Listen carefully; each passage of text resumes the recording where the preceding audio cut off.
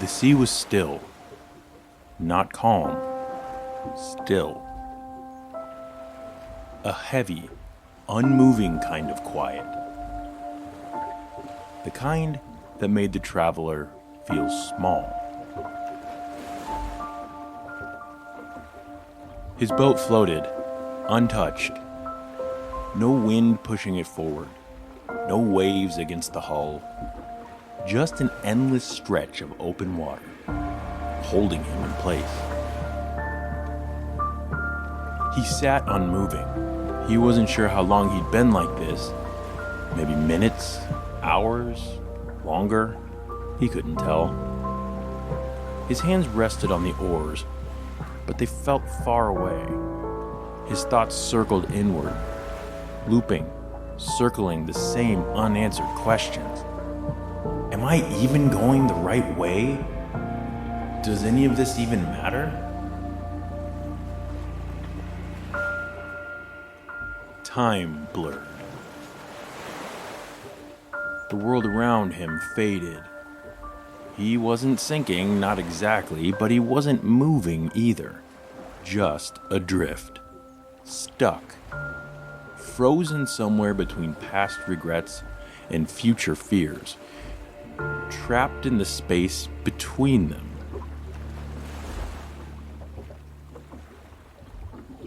Then, a thud. His head snapped up. It wasn't loud, but it was real. A dull, solid sound against the side of his boat. He turned, blinking against the glare of the sun, and floating beside him, bumping gently against the hull, was a piece of driftwood, worn smooth by the water, aimless, just like him. For a long moment he just stared. It wasn't important, it wasn't a message or a sign or really anything at all, but it was here, and so was he. He let out a slow breath. His fingers twitched against the oars. The sun had shifted. The horizon looked different. He had drifted. Not by choice, not by effort, but because he hadn't been here. With a steadying breath, he sat up, adjusted his grip, and turned his gaze forward. He didn't know how far off course he had gone, but he knew one thing. He had to start steering again. This is So What? Who Cares? With Laura McCarville and me, Jeff Kolaski. Join us as we explore practical insights for an impractical mind. We all react to stress differently. True. And we respond differently depending on a lot of different things. Mm-hmm. Some of that is just kind of who we are, maybe.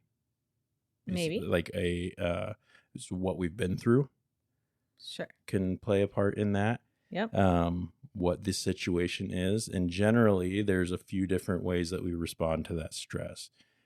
We fight, we flee, we shut down, or we try to keep peace at all costs, correct? Okay. So I think what we're speaking to is kind of the buzzword of what people are talking about right now, which is nervous system. Mm-hmm. And I've been in that world for a long time of teaching the nervous system. And today we're going to talk, and sometimes they say like the 4 Fs: fight, flight, freeze, fawn. Right. It's definitely more complex than that, and the science is always changing. Mm-hmm. So today we're talking about the freeze, collapse. Okay. And a bit about fawn. So one way in which our nervous system sort of goes into play. But not one thing is everything. Right. And everything isn't one thing. And I want to make sure that when we're talking today that it's not from a pathological lens. Maybe even if we could entertain it more metaphorically or use our imagination when we're talking about the nervous system response. Sure, we could go into the science, but then we engage again in this like left side of the brain and this way in which, and there's arguments on Reddit about like it's this or that, but I don't think that's necessarily beneficial. I don't think so either. Yeah. Yeah.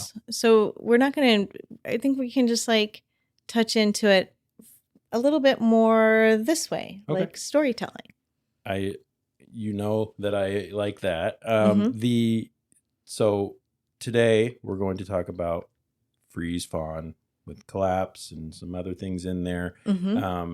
Our next episode that we do will focus more on the fight and flight side of things. And we'll discuss what these things mean, or like what they look like, correct? How they show up in our nervous system. And hopefully have a better understanding. My hope here is that we have a better understanding of each of them so that we can find a way to work through them, with them. Yeah. Not feel trapped by them.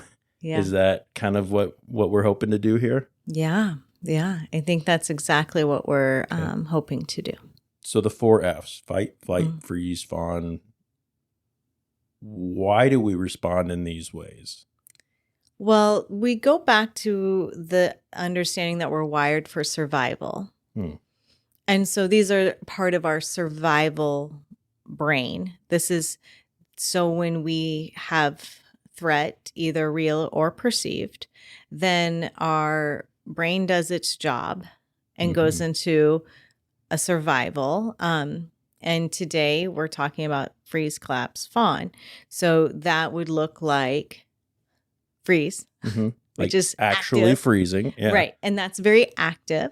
Collapse is like the whole body gives up, right? Or fawn, which is appeasing. Keeping peace at all keeping costs peace, kind of thing. staying connected. Very different than the other two, but still in that same vein. So why are we starting freeze fawn? Now, this is interesting. If we go back to the hand model of the brain, we would say that, and again, I want to use this more in like a storytelling, metaphorical way. But let's say this is the hand model of the brain. So I've got my thumb. For those who are just listening, my thumb's tucked in my fist here. At the very base of the wrist is where the freeze is, or collapse. And we would say maybe like my chickens have that freeze response. So we would say evolutionary. It's like the oldest response. If I'm not moving, they maybe will lose interest. So we're clear. These things are not always a bad thing. Not at all a bad thing. Right. It's how we got here. It's how we're still here. Yeah. It's how we're still here. Evolving, if that's what we're still doing. Yeah. Devolving? Some things. Sometimes it feels like we're doing that. Anyway, so I guess I'm a little unclear, and maybe you can clear this up. What's the difference between freeze and collapse? I get like the physically collapsing, but like, is that not kind of the same thing? Yeah. Is it really similar? So I think there was a time in which we thought the nervous system was like gas pedal or brake. And now we understand it's much more nuanced than that. Okay. And so in freeze, our heart rate can still go up. There can still be activation, which would maybe be more like the gas pedal. Right. In collapse, we actually are more on the brake. And so that's more of no movement, heart rate slowing down. Both things affect the digestion. Both things affect, but it would feel different in the body. Right. Okay. Can I tell a story? Please. Okay. The story's right on time because this amazing family I grew up with on a farm.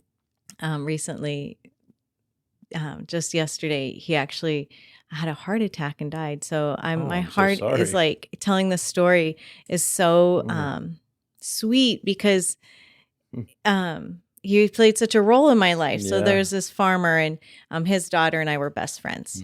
And he had hogs. And I don't know if you're familiar with what happens when you have hogs, but there's this thing called the hog wash, which is where all the poop goes. And in the winter, it's kind of like an ice skating rink, Okay. but it's not. Right. It's frozen poop. Right. And so what we would do is we'd put on Tom's cowboy boots and we'd go out ice skating on the hogwash, which is really fun when it's actually frozen. Solid, yeah. So on this day, it wasn't frozen solid. Oof. And the ice collapsed. It fell in. Okay. Jennifer, my best friend then, and her brother Tim made it to the edge. But I kept reaching for the next piece of ice and it would collapse. Ooh. And I'd reach and it would collapse. And I was 100% sure I was going to drown that day in hog shit. And across the farm comes Tom, the farmer, and he's yelling, "Stand up! Oh. Stand up!" Because we're screaming, right? And he yells this, and I sort of get my bearings together, and I stand up, and it's like up to my knees. Wow. I had frozen. My legs gave out. I had no sense of legs. Yeah. Only my arms worked. My heart rate was still up, but I had no capacity. Like, it was gone. My legs were gone. I am dying here, and there's nothing I can do about it. There's no legs. I froze. Wow. And which speaks a lot to when we talk co-regulation, we talk like connection, right? It was him yelling at me to stand up that got me to recognize, So I stood up and was able to get to the edge. And you probably look around and like, I feel a little silly now. Well, I also was like, we're in Terrified. trouble. Oh, yeah. His boots are really dirty right now. He actually, a pair of boots were lost, and he had Jennifer go back in. He's like, "Get back in there." Oh, wow. Boots. I mean, we were not supposed to be wearing his cowboy boots on that pond. Yeah, that's not a good thing to lose to the pig shit. No. So thank you, Tom, for that. Yeah. Stand up. And I'm so appreciative of that. That applies to so many things. Yeah. But just stand up. Stand up. Yeah. We need that message a lot, don't we? We do. Because what happens when we perceive threat, in that case it was real, external, Sure. But when we perceive threat, real or even not, we lose our legs. The rug's pulled out from under us. That's one of the responses we could have. One of the responses, and the one we're sort of talking about today, that vein today. So that was freeze, not collapse. It was not collapse. Collapse would have been... You were heightened.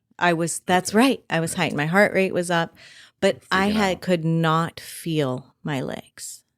Not because they were cold. Right. They were, but that wasn't That's the a lie. Right. Those things, they show up in our body, our mind. When we talked earlier, we'll call it our pre-production, which is just us texting throughout the week, right? Yeah. You use the word functional freeze. Where does that play into this? And if I were to guess, I don't know this, but if I were to guess, that would be a time when freezing serves a positive purpose for what we're doing. Okay, so I wouldn't even say it serves a positive purpose, but it is that sense of I can't feel myself. I'm in danger. And yes, I'll get right back to you on the email.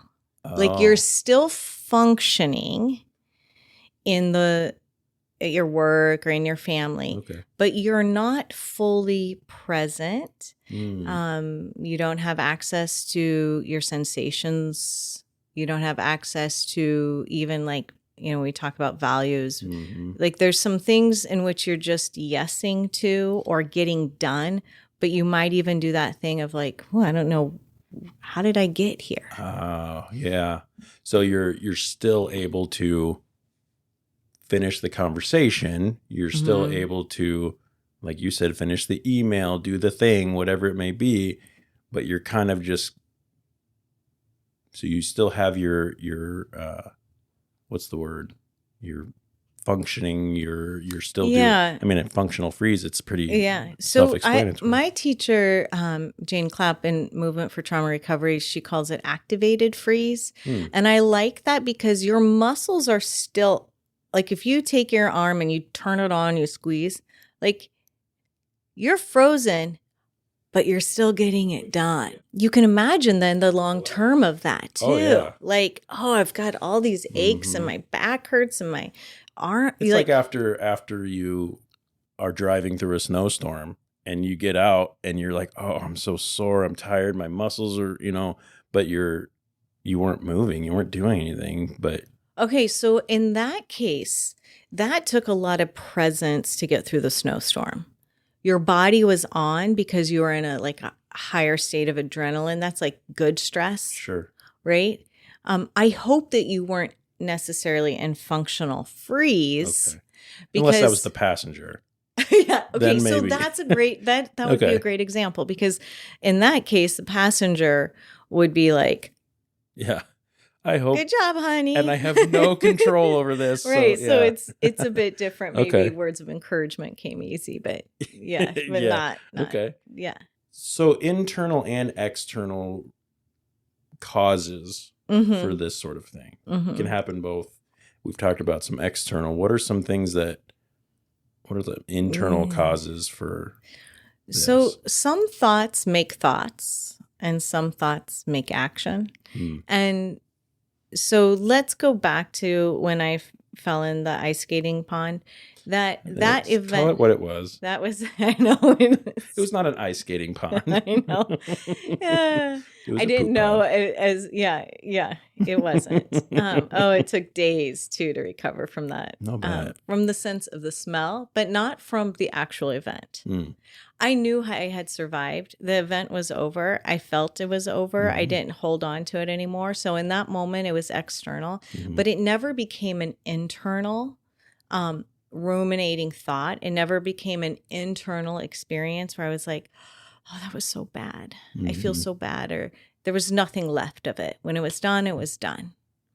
Sometimes things happen where they're external and then they live internally in this little thing that doesn't have much of a timekeeper. Right. Yeah. And then. So like when you stepped on your dad's finger.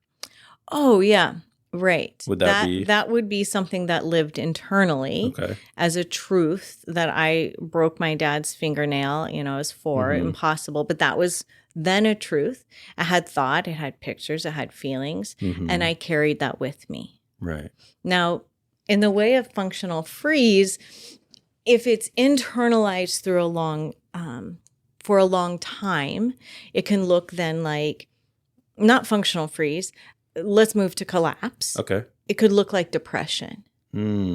So if I'm carrying a story, an event, if I have a thought that hasn't been checked from childhood or something later in life, coming of age years, and I'm holding it, and I'm holding it, and I'm holding it, and I have sort of this sense of internalized learned helplessness as sort of like when this happens, I turn to stone kind of deal. Okay, collapse feels different than stone. You're on collapse. Okay, yeah. Yeah, a little bit different. But the same thing can happen in activated freeze. Okay. We can get stuck in an event, or maybe it's not an acute event. It's just our culture and how we grew up, our family. Something happens where that part of the nervous system gets turned on, and then we internalize it. So then the response is coming from our internal experiences.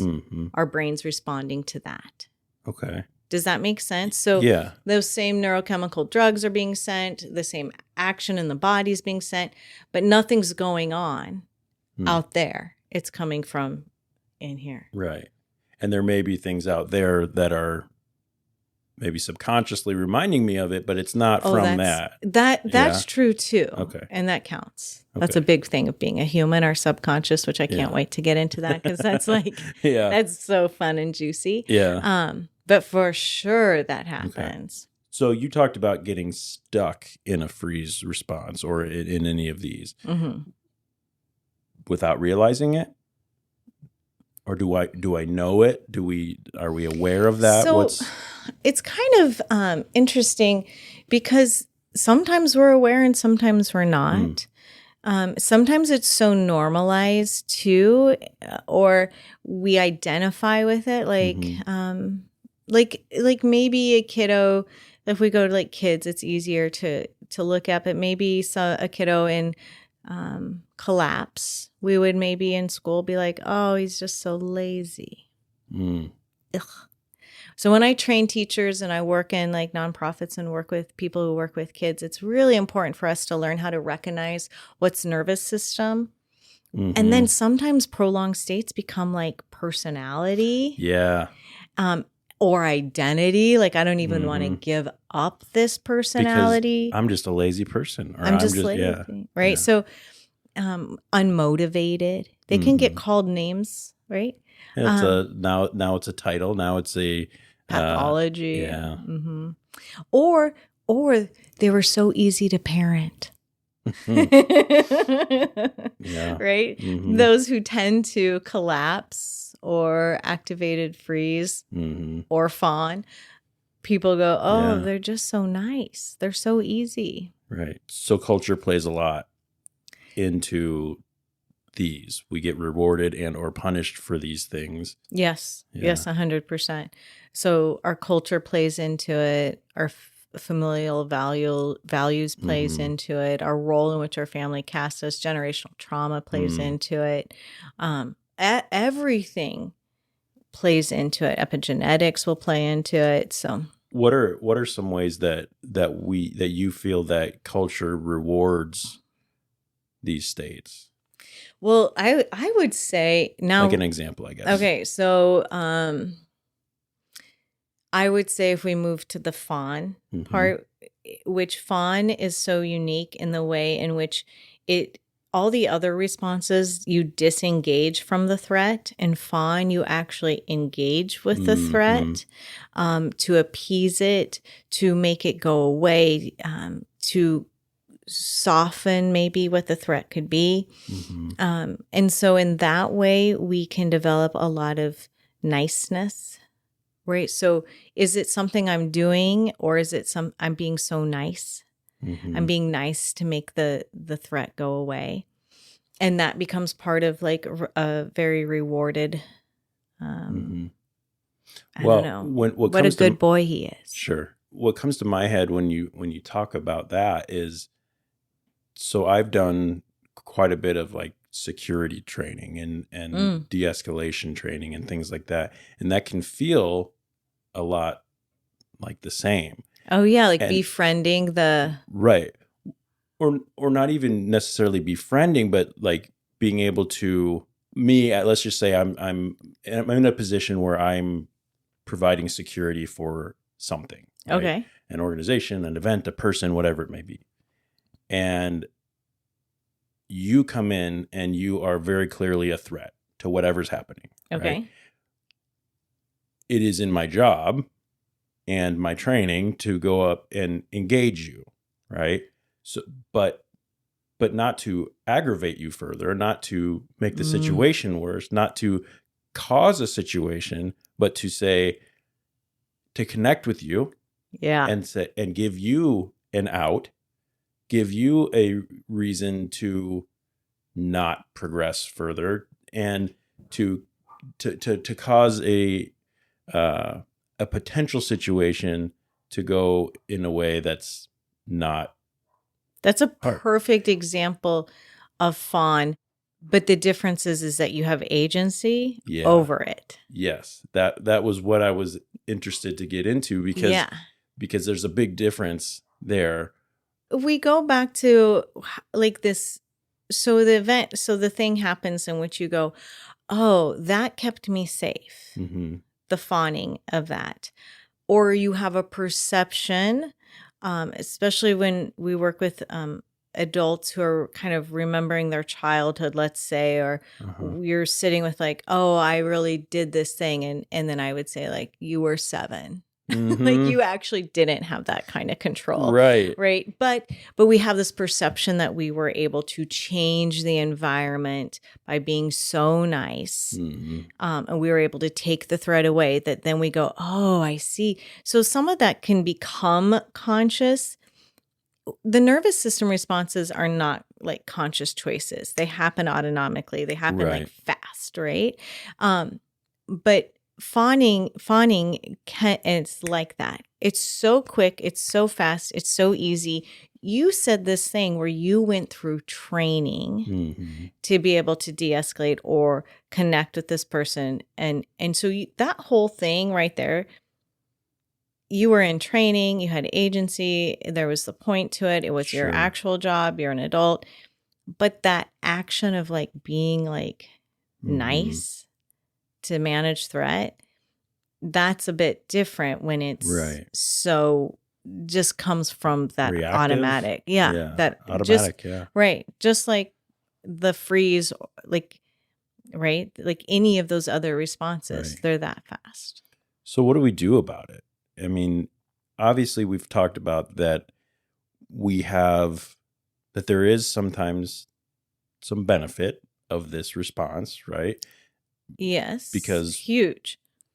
Because some of these threats are real, potentially. Mm-hmm. And even if they're perceived, The brain responds the same. it's going to respond the same. But we can get stuck in that, right? We can respond in those ways when it's inappropriate. Okay, so Or how do we move this is through what's it? curious, What do we do right? with this knowledge of what these states are? So there's a lot of empowerment that comes from just recognizing the Mhm. state in yourself when the threat is no longer, or when you catch yourself in thoughts that are causing the state. So just knowing it, if we're not aware of it, then the language that we often develop is that thing of like very shamey, guilty language, and Mhm. or I'm just such a nice person, I can't help it. Or we start to kind of identify. So why I think what's empowering about nervous system language, and that people are really grabbing onto it, is that we then get to go like, oh, this isn't actually me choosing to do this. So I'm not going to shame myself. Like I'm not going to shame myself that my legs gave out and Sure. there's nothing I could have done different. And then sort of being able to watch ourselves go in and out of the states. What we want to remember is it's not that we won't have the state. It's not that we won't experience it. It's that how quickly do we come back to, or can we come back to the self? Our window of capacity. Our window of capacity. Okay. That's right. If I'm realizing or recognizing, or somebody close to me or is realizing or recognizing that I have not came back into that window, that I'm stuck, I'm frozen, and I can't seem to get out of it. The threat's no longer in front of me, and I'm frozen, or I'm still fawning. I'm still, what are some practical ways that we can shift out of that? Even if I know it, I realize it in myself, I'm frozen right now. Yeah. Yeah. I'm still in this. It might not be as immediate, but I'm still here. Yeah. There's this like place in which it becomes prolonged, nummy, dissociative, depression, these kind of things. So there's a few things that are fun that we can do. And this is where we get into how does play or an engagement in the body, like somatics, how do these things start to heal the nervous system response, right? Stuckness, for lack of better Sure. words. I think for me, when I go to my experience of working with hundreds and hundreds of kids and adults, freeze dance. Remember playing freeze dance? Where No. you turn, okay. Oh, this is so fun. I wish we could play it right now. You put on music. We're not doing it. I don't freeze dance. Look at me. Do I look like someone who freeze dances? I don't know you that well yet, but at some point we may have to. Good so luck. you put on. I like being stuck. Yeah. This is who I am. I'm not frozen. That's right. I mean, that's such a great example, right? Yeah. So putting on music, dancing, then stopping the music and saying, freeze. And then you put on the music and you dance and you dance and dance, freeze. So what we're working with then is like that pendulation of going in and out, but we're approaching it kind of like you do a cat from the side. You know, you don't come straight on at a cat. Sure. You kind of come from the side. This is one of the things we get to do that that's very playful, very fun, very curious. You know, everyone says shaking. That can be something too. Starting to shake, shaking your hand, shaking your body, shake. But for a longer time than maybe not like 5 seconds like I did, but really letting your body just shake. Thoughts will come. This is so stupid. I'm being so lame. What if someone saw watch me? What if we podcasted and we're recording it while I was doing that? Yeah. Yeah. Because I can take those 5 seconds that you did that and I can put it on repeat and we can just watch it. So. Frozen. What are you doing? I don't know. Where was I? That's another one. You know, taking a tennis ball and tossing it in the air. And then I'll say, like when I'm working one-on-one with people, I'll say, now freeze. And they'll hold it. And what happens is you get this feeling of like, I don't like this. Yeah. This is bothering me. Uncomfortable. Yeah. You're like the feeling of stuckness, the feeling of I don't have autonomy, the feeling of I'm going to die can come up. And I go, okay, go again. Oh, relief. Now I'm learning things end, right? Freeze. Well, yeah. And then the feeling, okay, work with that. And so we start to create sort of this dual awareness again. It's so interesting how all the things that you've said have been physical things. None of it's been talk through it. None of it's been, let's meditate, which maybe is good for certain things. I'm really glad you brought that up because a lot of people will say meditate, yoga nidra. What's that? That's like a deep state of like relaxation. Okay. It's like awake sleepfulness. There's different approaches that are down regulating. Everyone wants to down regulate. When you're down regulated in this freeze, collapse, fawn stuff, we actually want to find some autonomy. We want to take up a little bit of space. Yeah. We need to be able to move a bit and feel our legs. Yeah. Stand up. That's right. Yeah. Wiggle your toes. In our pre-production meeting, you mentioned the word titration. Yeah. So titration is doing it a little bit at a time. Okay. So if we could build that similar to like when you talk about titrating things in medicine and whatnot. Yes. It's just little by little, right? Little by little. Okay. So we're building not a tolerance to the state, but an ability to be with some of that stuff. And we move in and out. So pendulation is like back and forth. And maybe we shake a little longer. Maybe we freeze a little longer with awareness. Maybe we stand a little bit bigger. And so, yeah, bits by bits. We don't go straight into the thing. I'll tell a little bit of a story here. Oh, good. In general, I think in my life, I'm an action guy, right? When I want to solve a problem, when there's a problem, there's a thing going on, I want to solve it. I want to, and in most scenarios, I feel like I'm pretty good about waiting until after the situation to really emotionally respond to things, things that are immediately stressful that make me feel like I feel like I'm quote unquote good at, let's solve this first, let's get it taken care of, let's action, and then we'll feel the things afterwards, right? for example, I've been involved in some pretty horrific like first aid responses, right? Like I said, I worked security, some pretty scary ones that even though that's my job and that's all that, it's still your adrenaline, your heart rate gets up. But I was, for the most part, pretty happy with how I responded to those things. Now, again, those are my job, that, whatever it may be, but it seems to hit a little differently when it's on a severely personal level. I had a situation this last year, and I won't go into like the exact details. It's still a little raw. But my response surprised me because it was definitely a freeze situation based on what we're talking about. Maybe even collapse a bit.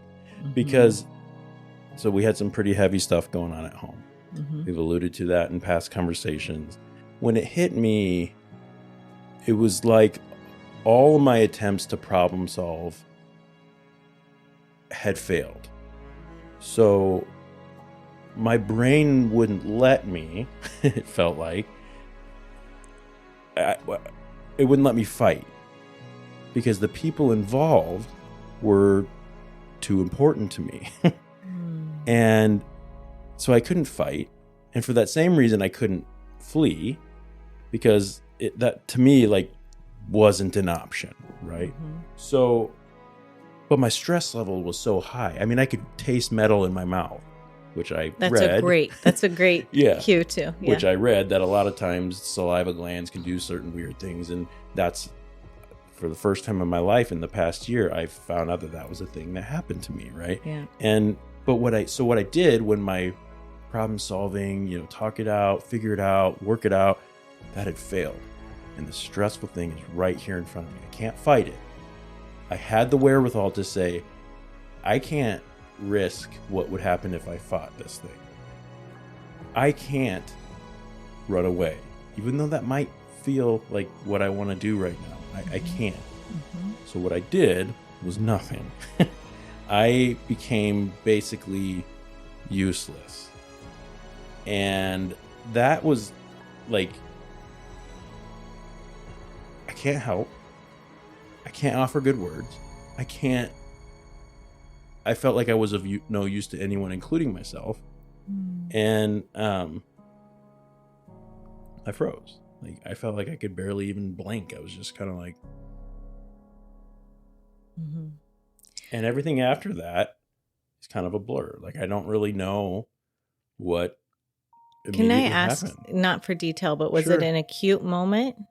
Like, it was something that happened in that moment? It felt like you froze? Or were you like, when you say, so fight, flight, like, those are things that happen automatically.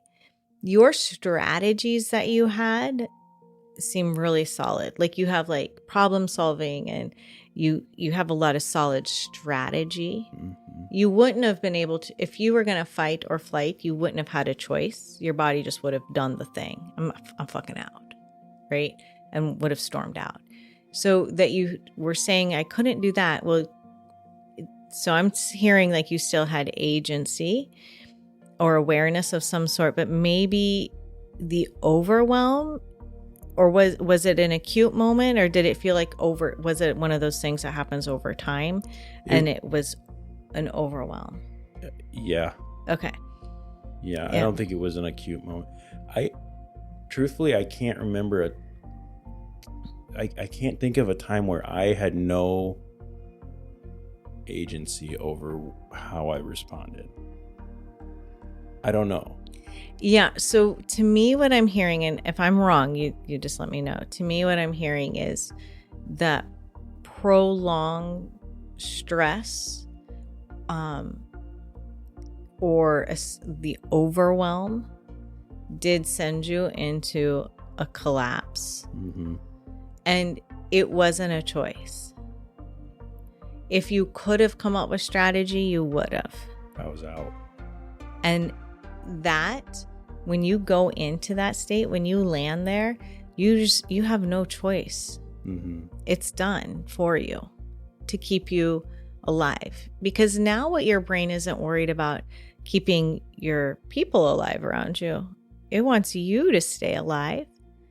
And you doing what was going on before wasn't working. So we're just going to shut this system down. Mm-hmm. Right? But I felt like, and I'm hearing you, and that to me makes sense. But I felt like I knew that fighting or running was not an option here. Yeah, the fact that you knew it wasn't an option tells me that, like, when you go into fight or flight, it's automatic. There's no like, fighting is not an option. That's not even a thought. You just throw the punch, right? You raise your voice, you freak out, like whatever it is. So you were able to be like, oh, that's not an option, fighting or flighting. But it wasn't that you also said, so then I will freeze. Right. You just went into it. Yeah. This is really interesting in the way of like what we think we should respond with, how we should respond versus how our nervous system will. So if we go back to the hand model, we remember that your survival response will override. Its one job is to keep you alive. Yay. Mm-hmm. That's a good thing. It will override and do exactly what it's meant to do, which keeps, is to keep you alive. And in that case, it looked like we're just going to shut it down for a bit, which doesn't feel, especially if there's some dissociative pieces or that cloudy thing that happens, the nummy stuff, like that's very disorienting. Mm-hmm. Yeah, and I think that's why this came up when I was thinking about examples of this, was because that's not usual for me. Yeah. I don't normally have nothing to say or nothing to do. Yeah. Like I usually feel like I can figure that out, but it wasn't there. Yeah, and we do have tendencies towards, I mean, I will say that my leg's giving out, that wasn't the first time that it happened on the pond, and it wasn't the last time. It's happened several times. Sure. So we do have tendencies towards certain states. So when the other one comes, it can kind of shock us or surprise us. Like, wow, this doesn't even feel like me. I don't even recognize myself like this. So before we go, for someone who may be listening that may recognize some of these patterns that are state, that maybe they're in this state, or maybe this is maybe their general reaction to things.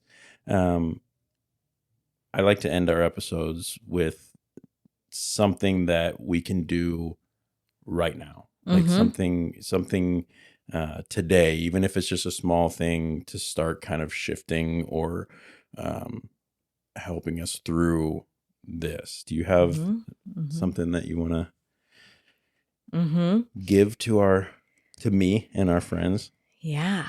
So singing out loud, singing in your shower, singing in your car, singing really loud. It's also the best way to spread Christmas cheer. I know. Singing loud for all to hear. I love Elf. Me too. So good. He's so good. So singing and saying no. No. And that can be a practice with someone. Or it could just be a practice on your own. No. For fawning or for freeze and fawn? For both. Really? No. So if I were practicing with someone, and it would be, and let's say it's in here or with a friend, and we're working on growing this capacity for disappointment, for taking up space, right? It would look like me asking you a series of questions and you saying no. And no matter how I ask, then you say no. You want to try it? Yeah. Okay. So I'm trying to think. Oh, I noticed you have this really cool knife. And I'm going to ask for this knife. And no matter how I ask, I want you to say no. No. I wasn't supposed to start yet. No. I will note that because this isn't the predominant state you work with, you may find this easier. Sure. But let's try. Okay. Can I have your knife? No. Please? No. I really need it though. I've got something over here I need to cut and it'll just take a second. Can I just have your knife? No. But I really like your knife. Me too. But no. Give me your knife. No. Say it louder. Give me your knife. No. Give me your knife. No. There you go. Okay, good. Good. So it is a playful way. But I can even as someone who doesn't always struggle with no, I do. If you were my wife, that would have been a harder conversation for me. Mm-hmm. Yeah. Truthfully. I mean, if because I don't like to not help her get the things she needs or wants. Mm-hmm. Mm-hmm. Yeah, I know. And it is something that we struggle with. So when we were doing that, did you have any sense of like, I can give her the knife? Yeah. I mean, with knowing what the exercise we were doing, obviously that I can act it out even if I'm not truly. If we were in a real conversation and you asked me that as a friend, of course I would. You know, I could probably be talked into that, and it would be hard for me to tell you no about now. What would be the use of telling you no in a real situation? But yeah. But we're in situations all the time where a no is really needed. Yes. Where our opinion really matters, where our voice is really important, and in those freeze, fawn, collapse states, or freeze, collapse, fawn states, we lose our voice, we shrink. We sink, and we don't take up the space. I think that's really powerful. I mean, even doing that just now, I mean, it does trigger a little a piece of me. It's like it wouldn't be it wouldn't be normal for me to tell you no to something so small. But when it becomes not small, I can see how that is a good practice. Right. So if it's like, let's say the knife is like something really important to you, and even if it's just a little bit, and you don't want me to use your knife, it's just sharpened or something, you go ahead and give it to me because you don't want to be an asshole, right? And there's like a sense of you don't want to. Yeah. But we're constantly in these environments where we're appeasing, where we're fawning, where we're freezing, right? We could go into this more, and we will at some point, but that is a very common response with threat, especially for women. Us learning how to say no in those environments, us changing the dynamic around, and a lot of this comes from Cassie Urbanichek's Unbound book, which is so brilliant. Okay. But this activity here is really a powerful one of learning how to say no. I could definitely see that and see the benefit of practicing it. Yeah, that's just the like titration, right? Remember we were saying, well, what's titration? A little bit at a time. That's the titration right there. Yeah, you're gonna become more comfortable with anything you train with. If you're training, or you can call it training, you can call it practice, you can call it whatever you want, but you're gonna become better at it and more comfortable in that world. So yeah, I think that's really cool. So freeze and fawn, these are just 2 collapsed 2-3 pieces of the nervous system response to stress and threat and things like that. In the next episode, we're going to discuss fight and flight. Yep. What if freezing or keeping the peace isn't your instinct? What if you feel the need to fight or flee? That's what we're going to talk about. Yeah. So cool. You don't want to miss it. Yeah. We're going to be there, and we're pretty cool sometimes. This, of course, has been So What? Who Cares? I'm Jeff. That's Laura. And we'll see you next time. Thank you. Our traveler adjusted his grip on the oars, eyes on the horizon once more. He wasn't sure how long he'd been drifting, but that didn't matter now. What mattered was that he had noticed. The sea would still be there, the thoughts would still come and go, but now he knew When he lost himself in the sea within, he could always find his way back.